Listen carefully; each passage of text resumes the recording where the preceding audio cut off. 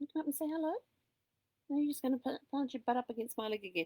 Hey, kia ora, Helen Brahms here, coming to you live from Mesa in Arizona in the Sparkles studio. Hope you're all having a super fantastic sparkling tune up Tuesday. It has been a very busy day here today. So, oh, excuse me. Today's tune up was to listen to rock and roll songs, be they songs from the 50s, the 60s, the 70s, the 80s, the 90s, the 2000s, the 2010s. It's completely up to you which rock and roll songs you wanted to listen to. But what songs did you get to listen to today?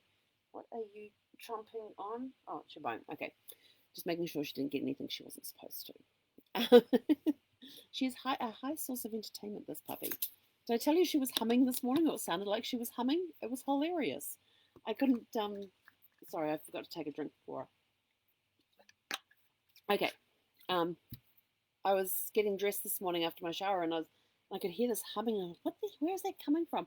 And I walked out here into the main living area of the RV, and Zeph is behind the curtain looking out the side window there, and the humming noise was coming from her, and I'm like, oh crap, my dog now hums. But anyway, so what amazing tunes did you listen to? Did you listen to today? Just want to try to put my elbow on things. Um, and what rock and roll tunes? I didn't get to listen to any today. I was planning on putting some music on, and then I got involved in these projects that I'm working on. So I got a project quoted today, and the quote was accepted, which is yes. Got another project completed today, which is awesome. Love that when that happens. And I also wrote a piece. If you remember, this morning's quote was from Winston Churchill about hang on, I have it here. Success. When the story we read this morning had the quote that's from Winston Churchill that said, "Success is not final, failure is not fatal. It is the courage to continue that counts." And that kind of inspired me to go ahead and I'm actually probably going to put this onto my Facebook wall. Um, but I went ahead and wrote a piece that I put into one of the groups I belong to, the Expand the Business group, because I thought it was I was just pressing on my heart that I had to go write this. And then this afternoon it's been pressing on my heart that I've got to go read it to you all. So you guys get to listen to it. So what it says is life is about finding the courage in the face of adversity and taking a leap of faith to get through each challenge life throws our way. The road of life is not a smooth road. There are many challenges we face along the way. Some are mountains, some are bumps, some are potholes, some are gullies. Whether they are big or small is determined by our mindset. There is one line in Carrie Underwood's song so small that I repeat often. It says, "Sometimes the mountain you've been climbing is just a grain of sand." It is all about perspective. Are we turning a grain of sand into a mountain? Sometimes fear holds us in its clutches when we want to go after a new dream or goal. It can take a lot of courage to break free and take the first step and the next. Once we start the forward momentum, we slowly gather speed towards our goal. We face struggles every day in life and business. As long as we keep the forward momentum going, all will be okay and turn out how it is supposed to. There are days when the struggle feels like it is too much and you want to give up on your dreams and goals. On those days, dig deep and find the courage to take one small half shuffle step forward, then take another and another. Keep moving forward. And that was my piece that I wrote today, and I will go put that on my Facebook wall as well. I've already had people asking if they can share it, and I was like, yeah, no, you can't from the group, so I will go make it available for those that have been asking about it. But it's true, sometimes we got to dig deep and dig for that and find that courage. And people are when you go through traumatic stuff like losing a loved one, when a loved one transitions, or a diagnosis is given, or there's major upheavals in life, whatever major upheavals are in life, people turn and go, "Oh, you're so brave. I couldn't do that if I was you." And I often remember thinking back to when my sister-in-law was going through her battle with breast cancer, thinking, "Oh my gosh, I don't think I could ever handle it if I had cancer or if Brad had cancer. How would I handle that? Could I cope with that?" And so I started questioning myself, would I be strong enough to do that? And then when it happened, when Brad was diagnosed with cancer, I remember sitting there. He had just had his colonoscopy like about an hour beforehand.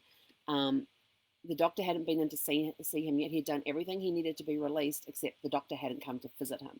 And the doctor comes in, he puts his hand on Brad's knee and says, that while they were doing the colonoscopy, they found a lump, and so they took a test of it and said, sorry, it's taken so long, but we had to get this thing tested, and it came back positive for cancer.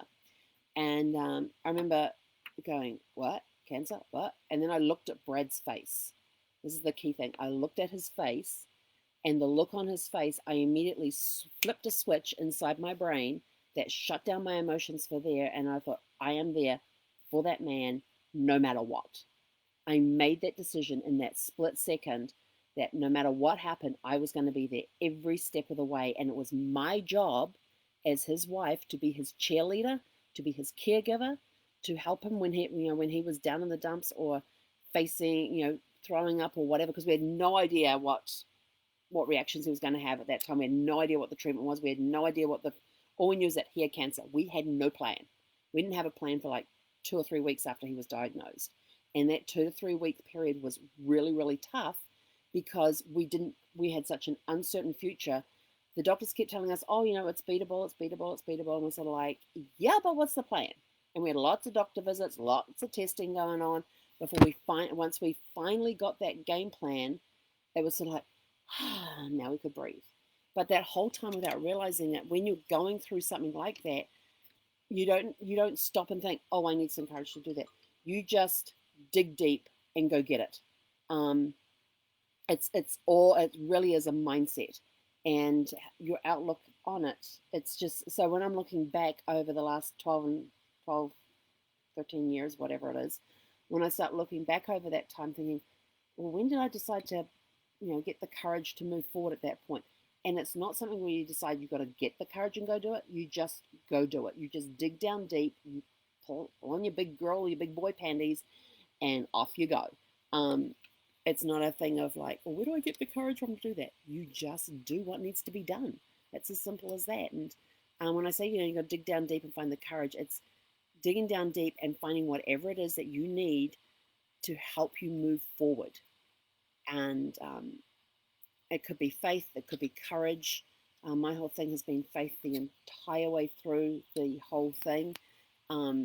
Faith kept me supported, and there were times that I felt like I was losing my faith, and those were not good times.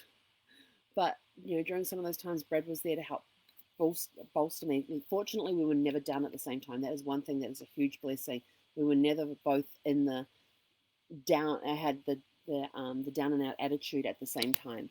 There was always one up and one down, and then we would balance each other out, pull the other person back up again, and carry on. And then next time it would be the other person was down and the other person was up, and so we'd reach down and pull them back up again. So there was always that give and take the whole way through our journey of helping each other along, pulling each other along, but we kept moving forward. So a lot of times you don't realize that you're digging deep for courage, but that's actually what you're doing. So that's it from me for today. I know, a little deep. I know, I'm sorry.